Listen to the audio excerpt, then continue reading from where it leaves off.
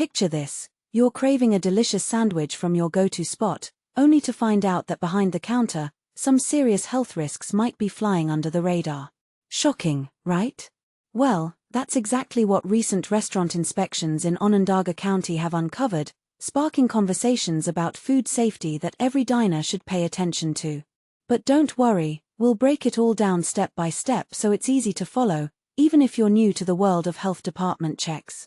The Onondaga County Health Department has just shared their latest inspection reports, covering a full week from October 12th through October 18th. These checks are crucial because they ensure that eateries are keeping things clean, safe, and up to code. Think of it like a report card for restaurants, and spoiler alert, most got A's, but one stood out with some concerning issues that could affect your next meal. Let's dive into the details. Out of all the places inspected, just one food service establishment didn't pass: Stories, located at 109 South Warren Street in Syracuse. This popular sandwich shop racked up 6 violations in total, with 2 falling into the critical category, meaning they pose a higher risk to public health if not addressed quickly. For beginners, critical violations often involve things like improper temperature control or contamination risks, which could lead to foodborne illnesses like Salmonella or E. coli. Non-critical ones might be more about general cleanliness or labeling, still important but not as immediately dangerous. First up, the critical issues. One was about foods not being protected from contamination. Specifically, inspectors spotted various spray bottles filled with liquid chemicals that weren't labeled with their contents. Imagine a cleaner spraying something on the counter. If it's not clear what's inside, it could accidentally mix with food or cause harm. Luckily, the staff fixed this right away by labeling everything properly. The second critical violation hit on improper cooling and refrigerated storage of potentially hazardous foods. Here's a key term to know: TCS foods are those that need to be kept at safe temperatures to prevent bacteria growth. Think things like meats, dairy, or cooked veggies. At Stories, a flip-top cooler at the cook line was running warmer than it should, registering 52 degrees Fahrenheit on the inspector's thermometer, with TCS items inside hovering between 51 to 55 degrees Fahrenheit. The operator explained they'd just restocked from the walk-in cooler less than 2 hours before. To correct it, everything was moved back to the proper cooler or put on ice. Why does this matter? Bacteria can multiply rapidly in that danger zone between 41 degrees Fahrenheit and 135 degrees Fahrenheit, potentially making you sick. It's like leaving milk out on the counter too long, not good for anyone. And this is the part most people miss. Even if the food was recently stocked, coolers need to maintain consistent temperatures to avoid any risk. But here's where it gets controversial. Some folks argue that these rules can feel overly strict for small businesses, potentially hurting local spots like Stories without always reflecting real dangers. Do you think health departments should be so rigid, or is it better to err on the side of caution? Moving on to the non-critical violations, there were a few more housekeeping items. For instance, inspectors found squeeze bottles of sauces that weren't labeled with what was inside, another labeling lapse that could lead to mix-ups, especially in a busy kitchen. Then, single-service items, like disposable cups or utensils, in the service area weren't stored upside down to keep contaminants out. That's a simple fix, but it prevents dust or germs from settling in. Finally, there were 2 issues with cleaning and sanitizing. The dishwasher lacked any measurable chlorine residual, and the operator didn't have test strips to check it. Plus, the bottom of some storage shelving had visible liquid stains, which could harbor bacteria if not cleaned regularly. All in all, these are fixable problems, and Stories corrected the critical ones on the spot. But as a diner, it might make you pause next time. Should we give places a second chance, or skip them until they're fully compliant? This brings up another hot topic: public shaming via inspection reports. Critics say it can unfairly damage reputations before owners get a chance to improve, while supporters insist transparency keeps everyone accountable. What do you think? Are these reports helpful for consumers, or do they sometimes go too far? Now, for the good news, and trust me, there's plenty. Between October 12th and October 18th, a bunch of other locations sailed through their inspections without any violations. It's a reminder that most eateries in the area are doing their part to keep things safe. Here's the full list. Courtesy of the Onondaga County Health Department.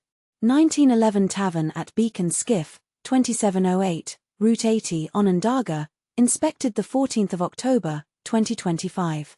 Beacon Skiff Apple Orchards Cafe Bakery, 2708, Route 80 Onondaga, inspected 14 October, 2025. The Caboose, 628, West Manlius Street, DeWitt, inspected 15 October, 2025. Camillus Elks No. 31, 6117, Newport Road, Camillus, inspected 16 October, 2025. Carrabba's Catering, 550, Town Drive, Manlius, inspected 13 October, 2025. Carrabba's Italian Grill No. 8304, 550, Town Drive, Manlius, inspected 13 October, 2025. Chicken Now, 9763, Destiny USA Drive, Syracuse, inspected 16 October, 2025. Cold Stone Creamery, 9655 Carousel Center, Syracuse, inspected 16 October, 2025. Crumble Cookies, 3439, West Gene C Street, Geddes, inspected 15 October, 2025. DeWitt Fish and Game Club, 6560, Woodchuck Hill Road, DeWitt, inspected 16 October, 2025. Dewan Restaurant, 315, Fayette Street, Manlius, inspected 15 October, 2025. Dunkin', 2083, Park Street, Syracuse, inspected 14 October, 2025. Dunkin' Donuts, 8770, Dell Center Drive, Clay, inspected 17 October, 2025. Dunkin' Donuts, 3336, West Gene C Street, Geddes, inspected 15 October, 2025. Easy Squeezy Commissary, 305, Oswego Street, Salina, inspected 15 October, 2025. Fabius Christian Church, 7803, Main Street, Fabius, inspected 15 October, 2025. Fabius Fire Department, 7825, Main Street, Fabius, inspected 15 October, 2025. Fabius Pompey Recreation Association, P.O. Box 7 Fabius, inspected 15 October, 2025. Fabius Pompey Sports Boosters Concession Stand, 1211, Mill Street, Fabius, inspected 15 October, 2025. Fayetteville Manlius Little League, No. 2, Stickley Drive, Manlius, inspected 16 October, 2025. The Gilded Club, 415, South Clinton Street, Syracuse, inspected 17 October, 2025. Green Lakes Lanes, 7930, East Gene C Street, Manlius, inspected 15 October, 2025. Hydes, 305, Oswego Street, Salina, inspected 15 October, 2025. Hydes of Liverpool Mobile Unit, 305, Oswego Street, Onondaga County, inspected 15 October, 2025. KFC, 3821, Route 31 Clay, inspected 13 October, 2025. King David's Fayetteville, 317, Town Drive, Manlius, inspected 13 October, 2025. Knox's Pub, 7088 Cherry Valley Turnpike, Pompey, inspected 15 October, 2025. Lemoyne College, La Casse Dining Center, 1419, Salt Springs Road, DeWitt, inspected 14 October, 2025. Lucy Blue Island Bar and Club, 161, Marshall Street, Syracuse, inspected 17 October, 2025. McDonald's of Western Lights, 4733, Onondaga Boulevard, Geddes, inspected 17 October, 2025. Minoa United Methodist Church, 246-248, East Avenue, Manlius, inspected 15 October, 2025. Navarino Orchard, 3655 Cherry Valley Turnpike, Onondaga, inspected 14 October, 2025. Navarino Orchard Mobile Unit, 3655 Cherry Valley Turnpike, Onondaga County, inspected 14 October, 2025. Navarino Volunteer Fire Department, 3276, Amber Road, Onondaga, inspected 14 October, 2025.